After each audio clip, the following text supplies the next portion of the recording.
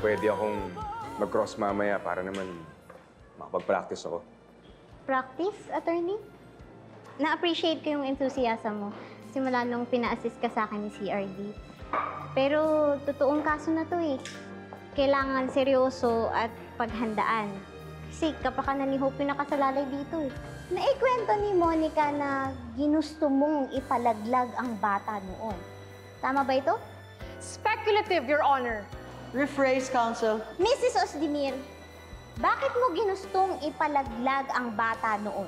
Umiinom ka kahit alam mong buntis ka? Kasi sobrang problemado na ako. Noon, ultimo nga yung pag-iinom ko eh. Hindi na nga umi-epekto. Lahat na ginawa ko. Nagpakalasing ako, nagpakabangag, lahat na. Noon pa yun. Nakaraan ko yun. Gusto ko nang kalimutan yung mga panahon na yun. If it's true na nagbago ka na at tinigil mo na yan, then pwede na tayong pumayag sa isang drug test at psychological evaluation. Mrs. Nime Ozdemir is negative sa kanyang urine drug test. It shows na nagbago na talaga si Mrs. Ozdemir. At kaya siya nandito sa hukumang ito ay para sa kanyang anak. Nasaan ang respondent, Attorney Ignacio, Attorney Matias? We apologize, Your Honor. Tinatawagan na po namin si Monica Umni. Your Honor, this is an attempt to delay the decision regarding the custody of the child. This is blatantly disobeying the order of the court. Your Honor, there must be a valid reason why our client failed to appear. Baka po nagkasakit o may nangyaring emergency. The respondent should be able to confront the witness to be presented today by the petitioner. She better be here. You know that, Attorney Matias. Sandali lang po. Hindi po pwedeng mawalan ng tsansa yung kliyente namin na makaharap yung witness nila. Off the record, pero nasa ng kliyente mo, attorney? Paano niya ipaglalaban yung claim niya sa bata kung nawawala siya?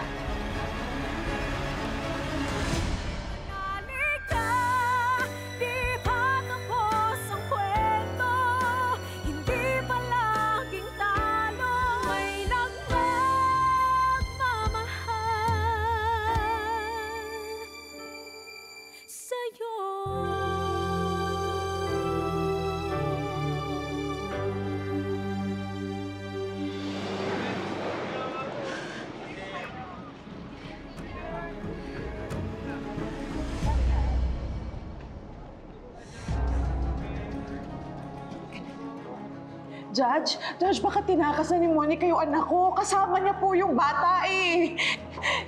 Judge, talaga nilalayo niya sa akin yung anak ko eh. Tulungan mo ko, attorney, anong gagawin natin? Your Honor, may we move the resetting of the hearing? Any comment, Attorney Simmons? Yes, Your Honor. I believe that the counsel is in collusion with the respondent by purposely delaying this. I move that they be held in contempt. Kuya, hindi pa ba alis yung bus? Maya-maya pong konti, pinupuno pa. Sige ho.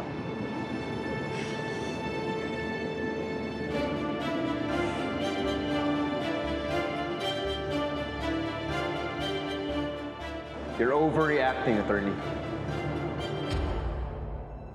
Judge, sandali, hindi ko pwede ito eh. Dapat magpakita sila ngayon. Kailangan ko yung anak ko eh. Kailangan ko makita yung bata.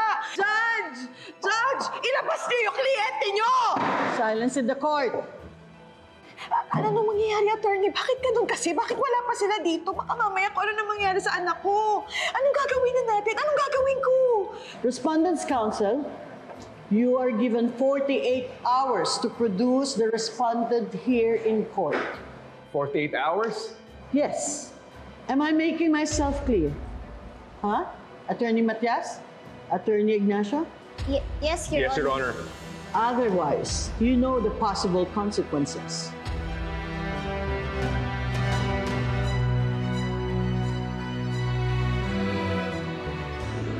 Basta kahit na anong mangyari, hindi tayo maghihiwalay.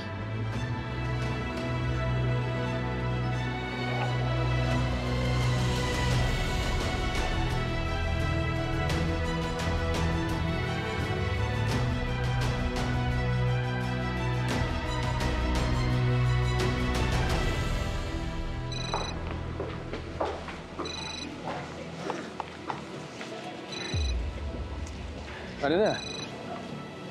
Sumagot na ba si Monica? Kurt, pwede mo ba akong samahan? Eh, baka nga kasi tinakas ni Monica yung bata eh. Kailangan natin siyang mapuntahan. Ano ba tong si Lilet? Hindi man lang chinek yung whereabouts ng client niya. We have a very low chance of winning this case. Ewan ko kung bakit pinag-aaksayan pa natin ito ng panahon. No.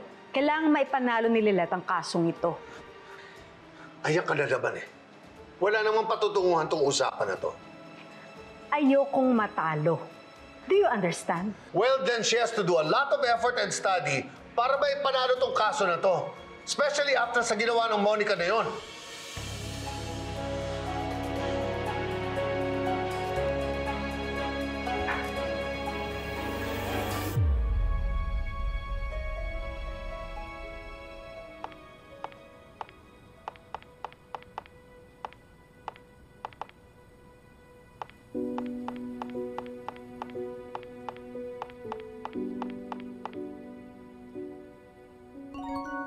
Caught in the act.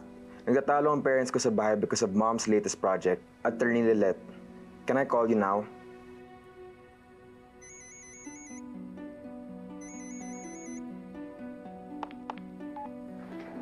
Hi. What happened?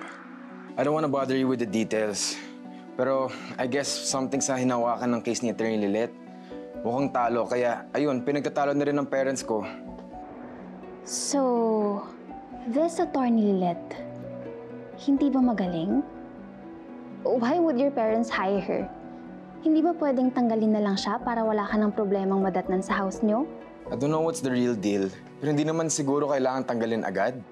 Well, I'm just saying na she's not an asset sa firm ng dad mo kung mukhang matatalo naman yung case. Parang may bias ka kay Attorney Lilet, ha? Baka there's something to it? You don't know her personally naman to judge her, right? Yeah, I don't know her. I'm just saying kasi you opened up na nagtatalo yung parents mo because of her being incompetent sa pagiging lawyer niya. I'm just making my unsolicited opinion. Well, baka nga mali na magbigay pa ako ng opinion ko. Sorry, na-offend ba kita? No, it's okay. Baka nga mali lang talaga yung sinabi ko. Well, in my opinion, knowing Dad's law firm, kailangan magaling ang mga lawyers niya. Attorney Lilet is a top-notcher, sure, but the real deal is about winning the court case. I just need to show my mom that kind of perspective.